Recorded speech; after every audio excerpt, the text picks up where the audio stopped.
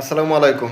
আমার প্রিয় শুভাকাঙ্ক্ষী বৃন্দ, সকলের সতর্কতা এবং সাবধানতা অবলম্বনের জন্য একটি সতর্কমূলক বার্তা।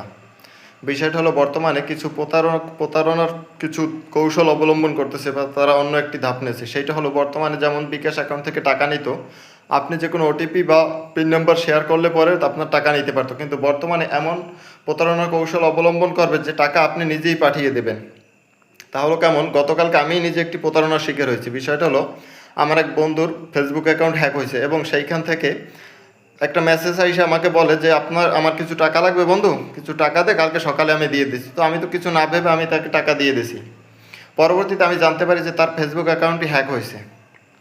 এখন মূল বিষয় হলো, আমার এই অ্যাকাউন্ট থেকে যদি আপনাদের কারো কাছে এরকম কখনো কোনো মেসেজ যায় যে আমার কিছু টাকা লাগবে, তো অন্ততপক্ষে আপনারা সকলে যে কোনো ভাবে একটু শিওর হবেন যে টাকাটা আমি অরিজিনাল চাচ্ছি কিনা। হয়তো বা আমার নাম্বারে ফোন দেবেন, যে ভুলটা আমি করছি যে আমি তার নাম্বারে ফোন দিয়ে শিওর হইনি, কিন্তু আপনারা অন্ততপক্ষে একবার আমার নাম্বারে ফোন দেবেন বা আমাকে ফোন দেবেন যে টাকাটাকে আসলে লাগবে কিনা।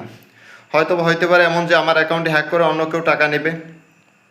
এবং আপনারা যদি আপনাদের কোনো বন্ধুবান্ধবের সাথে এভাবে কোনো লেনদেন করে থাকে, তাহলে অবশ্যই আপনারা সতর্কতার সহিত শিওর হয়ে নেবেন আগে টাকাটাকে আপনার বন্ধু নিচ্ছে না কোনো প্রতারকের ফাঁদে পড়ছেন আপনি।